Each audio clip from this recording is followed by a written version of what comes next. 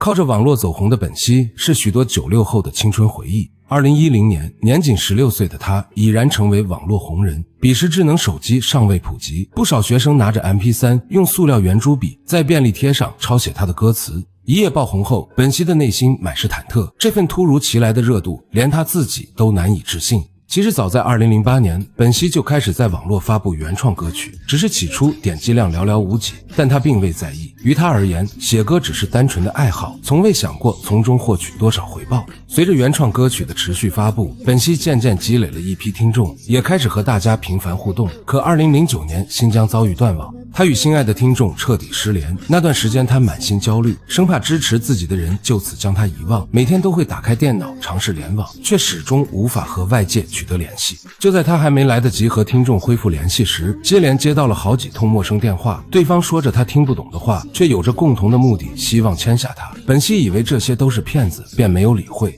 直到網絡恢復，他再次登錄主頁時大吃一驚，自己的歌曲點擊量竟躋身網絡前列，留言更是多到看不過來，喜悅與忐忑瞬間填滿了他的內心。本熙將經紀公司邀他簽約的事告訴了身為電視台主播的媽媽，母女倆長談後決定前往經紀公司嘗試一番。2010年，本熙成功簽約，正式出道。可他不曾想，這個決定竟成了自己人生噩夢的開端。簽約時，他稀里糊塗簽下了霸王條款，所有作品的版權都歸經紀公司所有。2011年裡，本熙發布了10幾首歌曲，將這家名不見經傳的小公司捧成了家喻戶曉的大品牌。可即便付出如此之多，公司依舊沒有善待他，每月只給幾千元固定工資，甚至不夠他支付房租。一次，本熙與許嵩合拍 MV 遭到黑粉嘲諷，經紀公司為了博取流量，還哄騙本熙素顏上節目。面對鋪天蓋地的辱罵，公司沒有一人站出來為他撐腰，就連拍微電影時，工作人員給所有藝人都買了水，唯獨落下了他。賺不到錢還屢遭公司壓榨，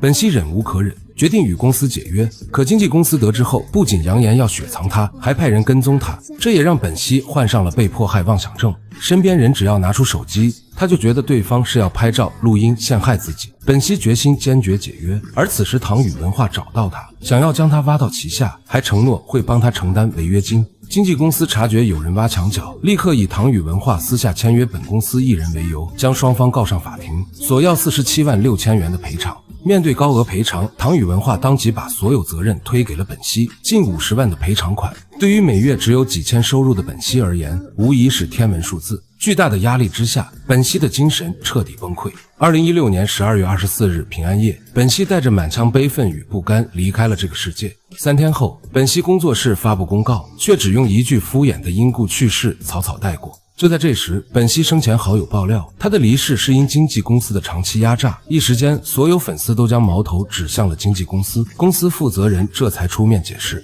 聲稱本熙的離世與公司毫無關係。同為經紀公司藝人的格子熙也公開控訴公司的惡行。他表示自己在公司工作2年，發布了近20首歌，卻從未拿到過1分版權費，甚至連約定好的底薪都沒有。這也讓眾人更加聯想到本熙生前的遭遇。就在大家為他的離世悲憤不已時，網絡上突然爆出一則令人費解的消息，本熙並沒有離世。在官方公布他離世的當天，本熙的微博突然發布了我沒死3個字，隨後這條微博被秒刪。更令人匪夷所思的是，本熙的追悼會不僅不允許粉絲參加，甚至連他的父母都未曾出席。網絡上也封鎖了所有相關消息，追悼會現場的照片更是一張都沒有流出。種種異常仿佛都在掩蓋着什麼。於是網友們大膽猜測，本熙或許根本沒有死，只是因為得罪了公司高層慘遭雪藏。還有網友發現，在童可可某首歌的結尾，能聽到女生的嗚咽聲，還夾雜着鎖鏈聲，疑似本熙遭到囚禁。甚至有人在本熙的部分歌曲裡聽到了低微的求救聲，